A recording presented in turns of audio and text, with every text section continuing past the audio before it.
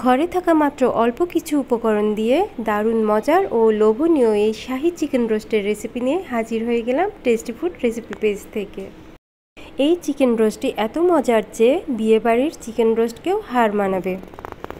তো দেরি না করে চলুন দেখে নিই পুরো রেসিপিটি। প্রথমে আমি মুরগির মাংসগুলো পছন্দ মতো টুকরো করে খুব ভালোভাবে ধুয়ে নিয়েছি। এরপর লবণ, শুকনো মরিচের গুঁড়া, আদা রসুন জিরা বাটা, লেবুর রস দিয়ে খুব ভালোভাবে মেরিনেট করে রেস্টে রেখে দিয়েছিলাম 2-3 ঘন্টার মতো।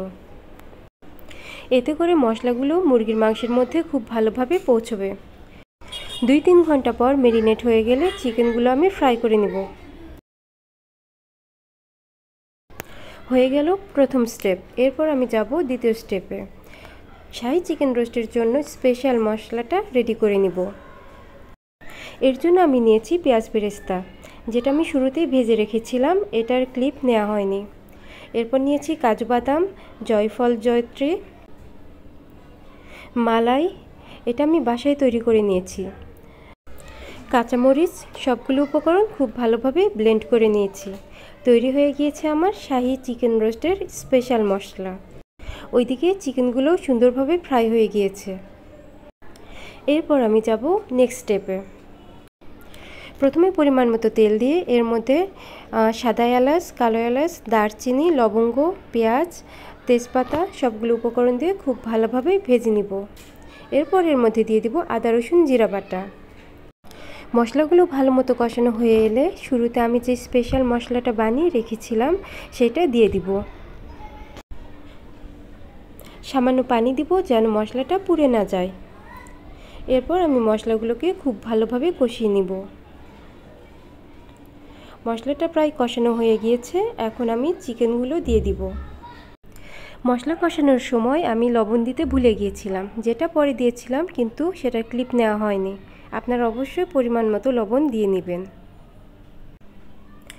দেখতেই পাচ্ছেন কালারটা কত সুন্দর এসেছে। এটা শুরুতে যে আমি চিকেন ম্যারিনেটের জন্য শুকনো মরিচের গুঁড়া দিয়েছিলাম, এই জন্য কালারটা এত সুন্দর এসেছে। আপনারা যারা সাদা চিকেন রোস্ট পছন্দ করেন সেক্ষেত্রে শুকনো মরিচের গুঁড়াটা অ্যাভয়েড করবেন। এরপর আমি পরিমাণ মতো পানি ও দুধ দিয়ে দিলাম। এরপর আমি রান্না করে নিব গ্রেভিটা ঘন হয়ে আসা পর্যন্ত। রান্না প্রায় হয়ে এসেছে। এই পর্যায়ে আমি দিয়ে দিলাম কিছু কিশমিশ ও 1 চামচ চিনি, যেটার ক্লিপ নেওয়া হয়নি। রান্নার শেষে দিয়ে দিব 2 টেবিল চামচ ঘি। এতে আপনার শাহি চিকেন রোস্টের স্বাদ ও গন্ধ হয়ে উঠবে অসাধারণ। তৈরি হয়ে গেল দারুণ মজার শাহি চিকেন রোস্ট।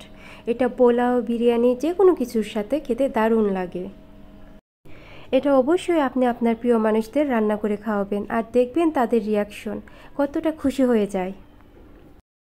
আসছে ঈদে আপনাদের সুবিধার্থে এই শাহি চিকেন রোস্টের রেসিপিটি আগেই শেয়ার করে দিলাম, যেন আপনাদের কোনো প্রবলেম না হয়।